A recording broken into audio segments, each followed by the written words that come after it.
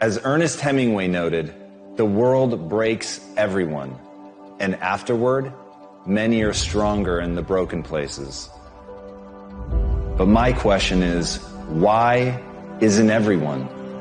To me, it comes down to the strategies that you use. There really isn't anything objectively good or bad. There isn't anything that happens to you that can't be overcome. There isn't anything that could happen to you. Anything.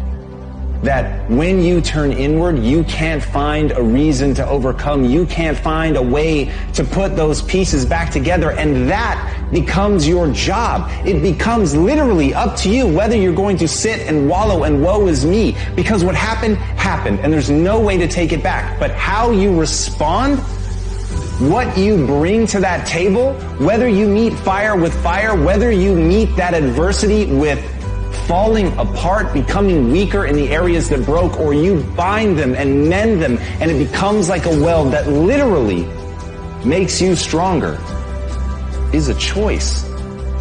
And it's a choice only you get to make.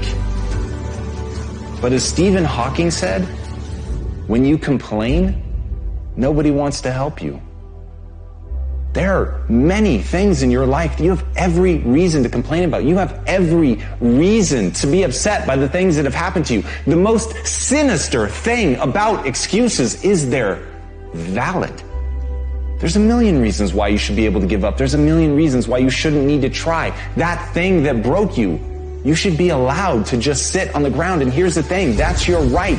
You have every reason to do it. And maybe people won't even think less of you. But here's the truth. You either become weaker or stronger in the places that broke, and that's a choice of how you react moving forward.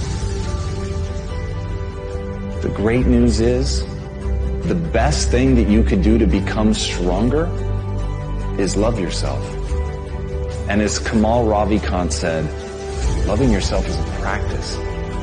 People think that it's something that's going to feel right, that it's going to feel natural, that you're just going to turn inward and there it is, this spark of love and joy for yourself, inside yourself. But the truth is that's just not the human experience. That's not the way that it works. There's going to be a voice inside your head and it's going to blame you.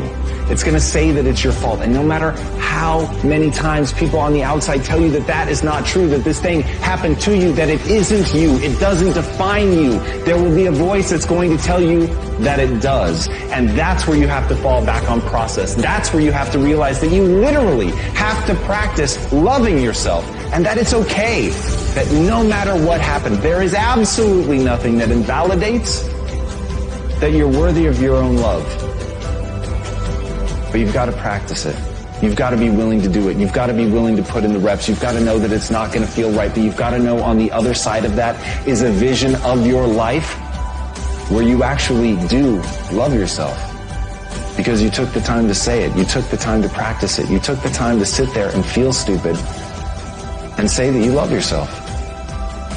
And sometimes just putting in the work is what you need to do to get strong.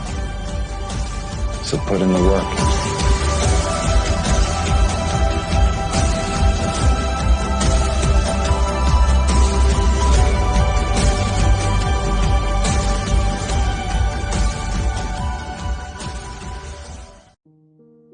The fact that you're still alive and still on this earth, even though it's been challenging and rough, and sometimes you get discouraged and uninspired to keep going.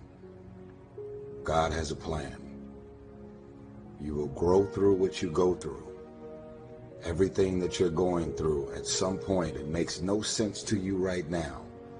But at some point, God is going to reveal to you why all of these issues, challenges, and problems continue to show up and what you were supposed to learn from it. You will grow through what you go through. Because you go to sleep at night doesn't mean you're resting. Because you close your eyes at night and you are asleep physically doesn't mean that you're actually resting.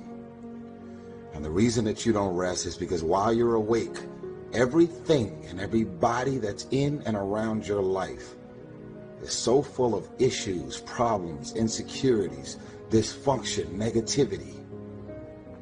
Your mind is and your spirit is in turmoil. issues and problems, arguments, yelling, screaming, dysfunction. All of this shit is going on all day, every day. So when you go to sleep at night, you're not resting.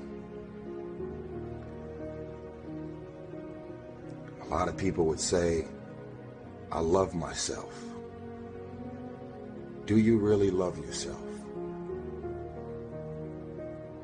Are the things that you're doing and the people that you're hanging out with and the places and the circles that you're traveling in, does that reflect a person that actually loves themselves?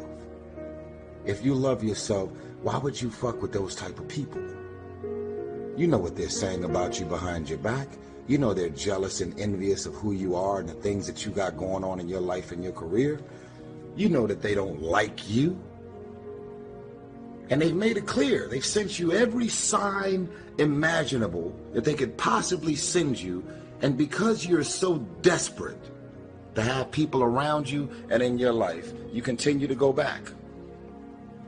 You continue to show up to everything they invite you to, knowing what they're saying about you.